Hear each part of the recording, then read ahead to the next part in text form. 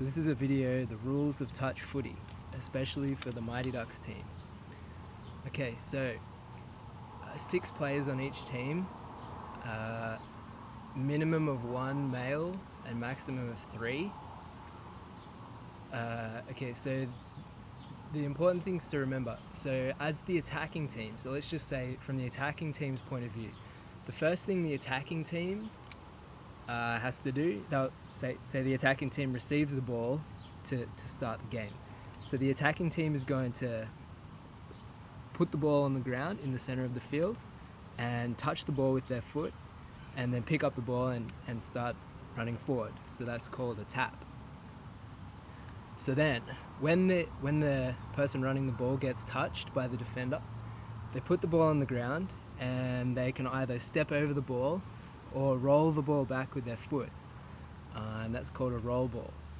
So that when they get touched, they roll the ball, they have to be square on, they have to play the ball, they have to roll the ball where they're touched, so not in front of where they're touched, or that'll be a penalty. So they have to roll the ball where they're touched. So then they roll the ball and another attacking player will pick up the ball from behind the player that rolls the ball, and that player that picks up the ball is called the half. Now the half can't get touched by the defending team. If they get touched, the ball is handed over. So it's very important for the half to get rid of the ball before they're touched. Now they can get rid of the ball to the person that was just touched, so long as they pass it backwards to them. Obviously it has to pass backwards. Okay, so be prepared for that. If you get touched and then you roll the ball, try and get in a position where you can receive the ball back again. So the half is no longer a half after they've passed the ball. Okay, so then the next thing to remember, the defending team has to be 5 meters back, 5 meters in front of the attacking team, where the attacking team is touched. If they're not 5 meters, if they're say 4 meters, so closer than 5 meters, then they'll be offside. And then if they're offside and they touch a person with an attacking player with the ball, then that touch doesn't count. So the attacking player can keep running. So you can keep running as an attacking player if you're touched by someone offside. And you'll know that player's offside because the referee will usually call offside to that defending player. Okay, so there's 6 touches. So you have 6. You have 6 chances to get to the score line as an attacking team. If the 6th touch is made by the defending team and no touchdown is made, then the attacking team hands the ball over to the defending team, and then they have 6 touches. What else? The touch count can be reset in certain circumstances, so you can get extra touches. You can go back to 0. So for example, if the attacking team if the defending team plays at the ball, like tries to intercept the ball, and they knock it down, and sometimes you in that situation you get more touches. What else? Okay, so let's now say from as our team being the defending team, right? So really important that we always get 5 meters back, right? We have to get on side 5 meters behind where the ball is being played. So we have to always stay on side as a defending team.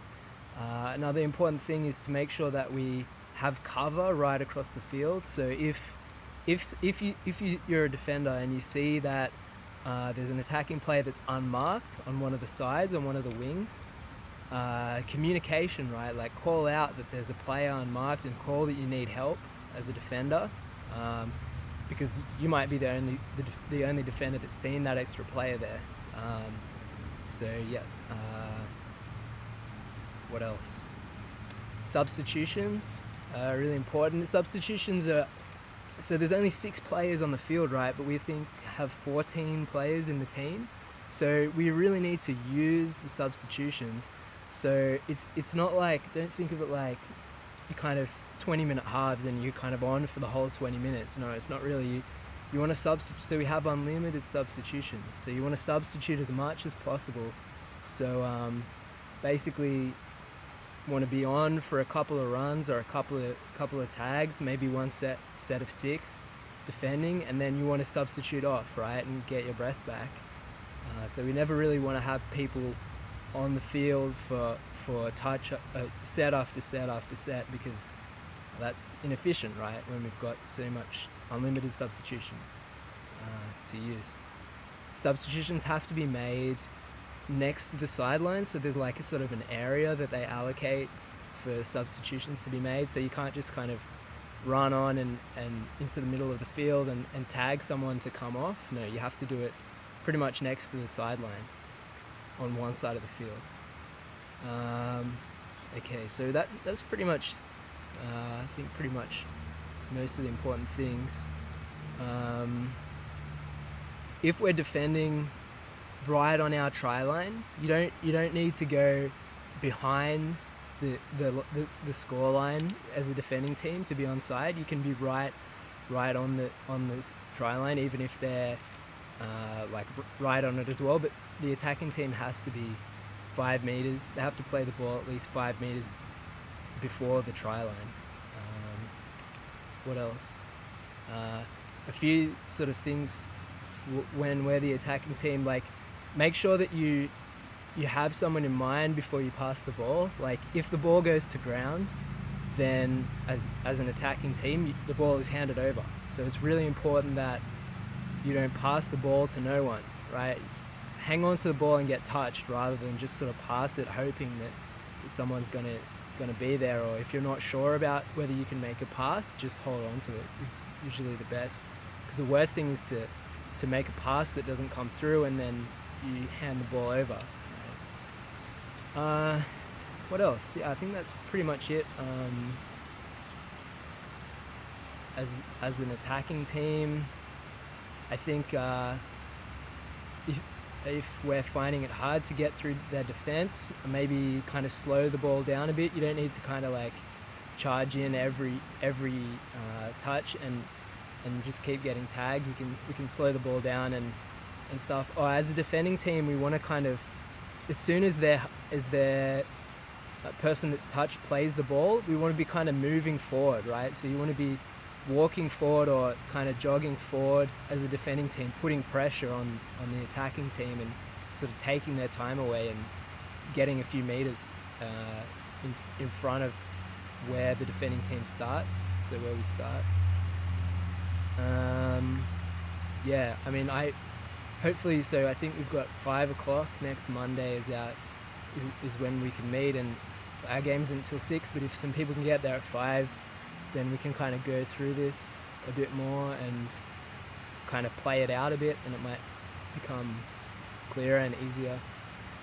Yeah, so that's pretty much it. I might add something in the comments below if I think of it, but also add your questions below and I'll answer them. So yeah, see you next Monday. Thanks.